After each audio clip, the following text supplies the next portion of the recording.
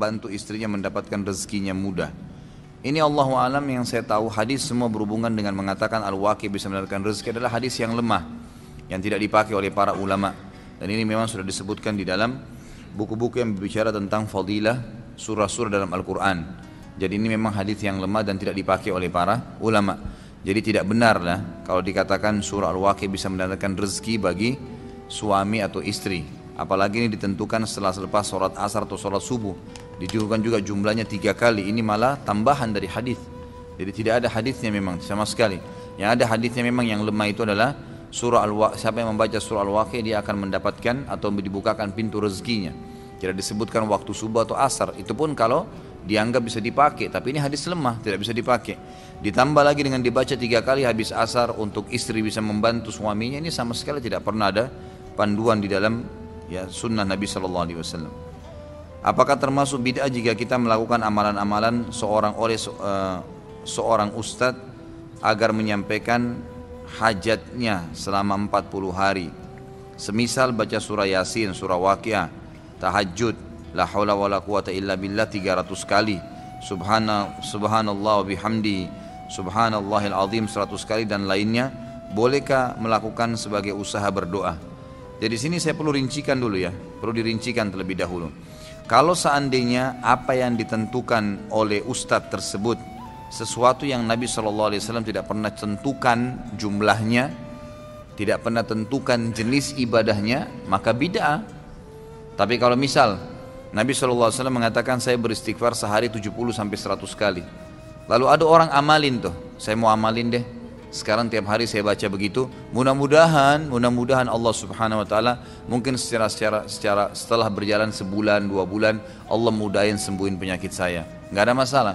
Itu termasuk dalam bertawassul dengan amal soleh yang dibolehkan, karena memang kita mengikuti tuntunan Nabi SAW, gitu kan? Yang tidak boleh kayak tadi misalnya membaca surah Yasin secara khusus atau la haula wala quwata illa billah 300 kali sementara Nabi tidak pernah tentukan seperti itu.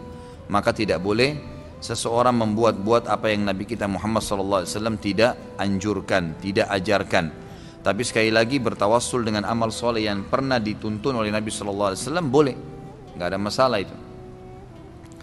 Ustadz, kalau kita sholat tidak menghadap kiblat karena tidak tahu, bagaimana hukumnya?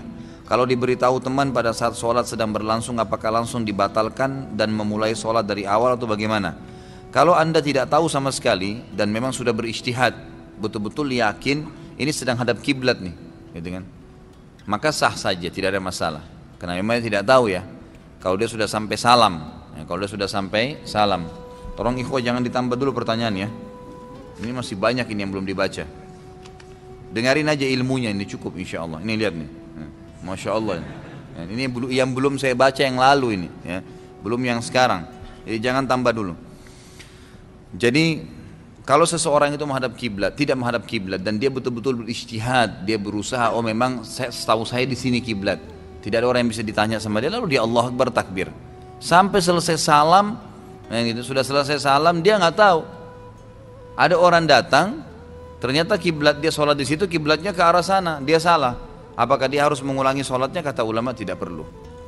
Tidak perlu, karena dia memang berijtihad awalnya, dia tidak tahu, gitu kan? Dia tidak tahu, maka tidak ada masalah. Dianggap orang yang tidak faham atau lupa, gitu kan? Seperti orang kalau lagi puasa lupa makan. Ya. Kalau pas lagi puasa, ada teman atau kerabat atau pasangan anda pas lagi makan, anda tahu dia puasa, jangan tiba-tiba dikagetin ya. Woi kamu nggak puasa, kesian nanti keselak. Biarin aja makan, tidak apa-apa. Sampai dia selesai hajatnya, jangan hasut, enak bener orang ini sudah makan 2 piring. Nggak apa-apa, biarin aja, gitu kan? Nggak apa-apa. Karena kata Nabi SAW, siapa yang berpuasa lalu dia makan karena dia lupa, dia minum karena dia lupa, maka dia lanjutkan puasanya. Karena sesungguhnya Allah yang telah memberikan makan dan minum padanya, gitu kan? Jadi nggak usah diingatin, biarin aja, nggak ada masalah. Itu kan? Memang kalau betul-betul dia lupa, kalau dia pura-pura lupa itu urusan dia dengan Allah, gitu. Ya. Jadi nggak ada masalah. Kalau seandainya kita sementara lagi sholat, kemudian tiba-tiba ada orang datang menepuk, mas maaf mas, kiblatnya salah ke kanan dikit, maka bergerak aja, nggak usah berhentiin sholat, bergerak aja ke arah yang dituntun sama dia, kanan dikit, kiri. Bahkan ulama fikih mengatakan boleh orang yang datang mengetahui saudaranya muslim yang lain sedang salah sholatnya, dia meluruskan, menggoyangkan badannya, mengarahkan, pegang pundaknya dua-dua. Tentu ini sesama jenis ya, jangan lawan jenis dipegang pundaknya, nggak boleh. Di luar sholat aja nggak boleh, apalagi dalam sholat. Pegang pundaknya, arahkan ke kanan sedikit, mas ini salah, ini mbak harus ke kiri, gitu kan? Diberikan syarat, itu tidak masalah. Tapi kalau sudah sampai salam, maka nggak ada masalah. Ini apa ini, kok tes print